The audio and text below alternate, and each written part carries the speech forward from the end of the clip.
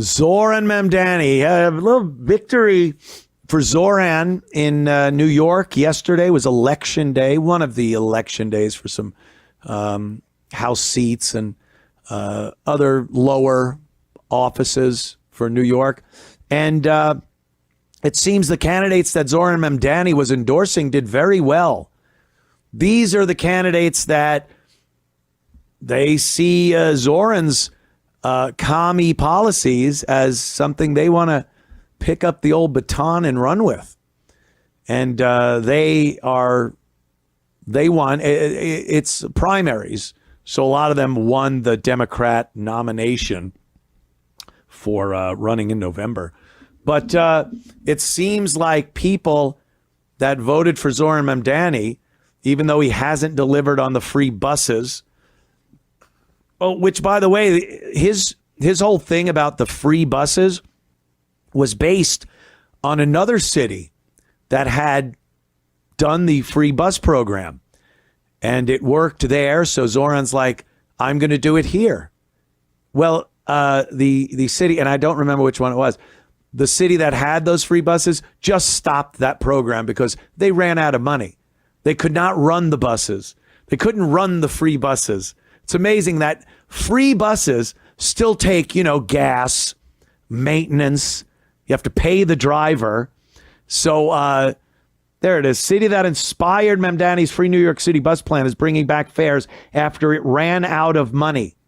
So where was it? Kansas City.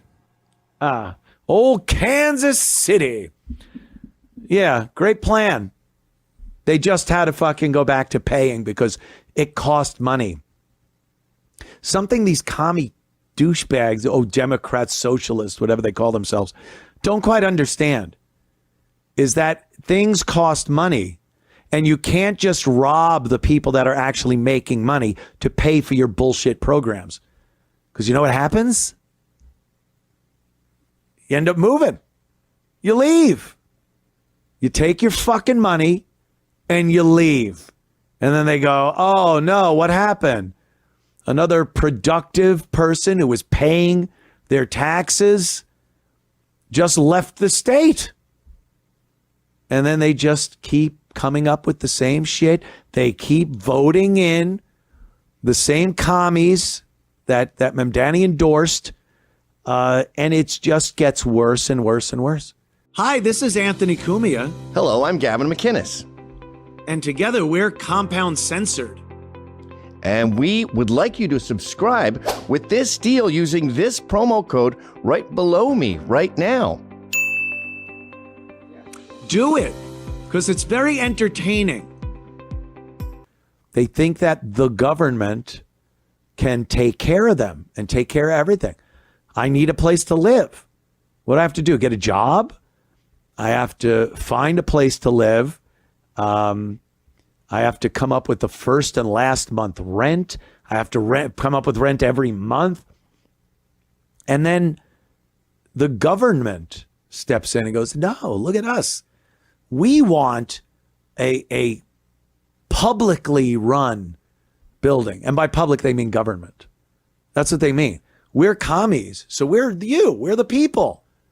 So if we run the building, it really means you're running it. And they buy into this bullshit. Meanwhile, the upper echelon of the commies, they do well. They live in palatial houses and make money, get actual cash. They can buy what they want. And then you, the people that own the building, stay in a slum that never gets fixed. Oh, you're paying a little bit of money, but you're getting exactly what you're paying for. And that's how it works. They either don't understand it or they're too stupid to see it, or they're blinded by such a hatred of our system, the way our system and our economy works and has worked for quite some time now, capitalism. They think the people being in charge is you and me. I want the people, like those commie fucking protesters. The people should be running housing. Oh, the people. there's your people, Mamdani and all of his city council members, and that's it. You're not the one that's going to be walking around the building going, yeah, I own this motherfucker. No, they'll still tell you what to do. And they'll tell you have a room here, 4A on the 4th floor, and you'll open the creaky, shitty door, and you'll live in a shitty apartment. Because, hey, the people own it. Try to complain. Try to get the people to take care of that. That's what it is. That's your basic communism. That's why it doesn't work. That's why Cuba is run by the people that have nice houses and have nice things and are eating very well. And then the people are living like shit. And they're driving around in 57 Chevys that are wired together with bubble gum and fucking baling wire. But it's the people. It's paradise. It's a paradise, isn't it? So let's listen to a little Zohar Mamdani, because here he's pushing Islam, another thing that could never have been imagined in post-2001 New York City. A mayor extolling the virtues of Islam during one of his mayoral speeches. This is disgusting. We'll play it until I throw up, and then you could shut it off. I think of the freedom from suffering that Buddhism teaches us is only possible if we remove the 3 poisons of desire, hatred, and ignorance from our daily lives. We need not accept suffering as unchangeable. We need not treat hatred as the natural state. We have the power to set ourselves free. And I consider my own faith, Islam, a religion built upon a narrative of migration. The story of the Hijrah reminds us that Prophet Muhammad sallallahu alaihi wasallam was a stranger too, who fled Mecca and was welcomed in Medina. He talks about Islam being a religion of immigration. Oh, yeah. He's not lying. He's telling you right here. Yeah. Islam. Not accepting other people. Not accepting other religions and cultures. That isn't what this motherfucker just said when he said Islam is a religion of immigration. He means Islamic people migrating to other areas to take it over, to invade, to build a caliphate, to have Sharia law.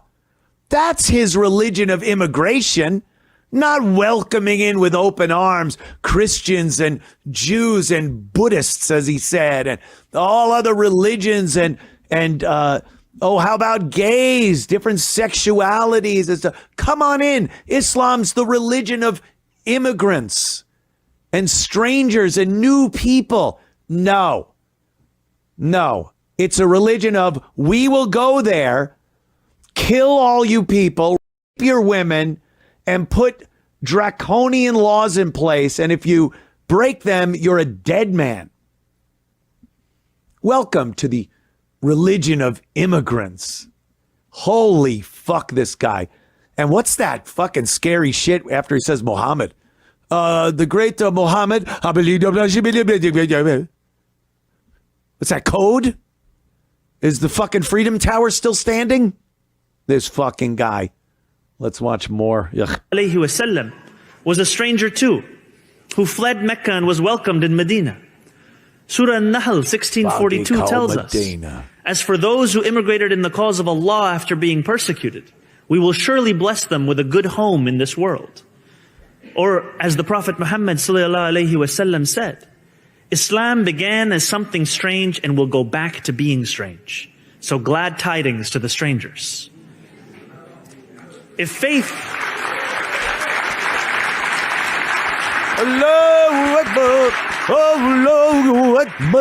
If faith offers us the moral compass to stand alongside the stranger, government can provide the resources. Let us create a new expectation of City Hall, where power is wielded to love, to embrace. Could you pause that again, too? If this wonderfulness invites in these migrants and strangers, Why can't the government supply the resources to take them in? Maybe because the government doesn't have money. The government doesn't have a job with an income. The government is spending our money, taxpayer money. And you're going to spend it to make sure that these immigrants that are brought in through the love and peace of Islam are taken care of? Yeah, apparently he is. What am I saying? Yes, it's exactly what he's doing. Whew. Got carried away with myself there for a second. All right, keep going. And to protect. We will stand with the stranger. Oh, that's it? Oh, well. We will stand with the stranger. With Islam, it's all if they're Islam. Go anywhere. Go to some Islamic country and go to one of their shit cities and stand on the corner of one of their shit streets and pull out a crucifix out of your shirt, hold a rosary in your hand, and read from the Bible about Jesus and Christianity. See how welcoming that stranger, or how welcome that stranger would be by the Muslims walking around. How open arms they'd be to that immigrant, the stranger in a strange new land, as they're pummeling him with sticks and rocks. Just stop. Just stop it.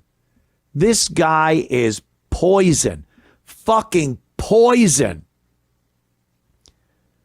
Just like that fucker in London, the mayor of London, poison to any white Western culture. And this is the plan. And it is a plan. I don't need Reynolds wrap on my head. This isn't some conspiratorial thing. This isn't some paranoid great replacement thing. This is happening.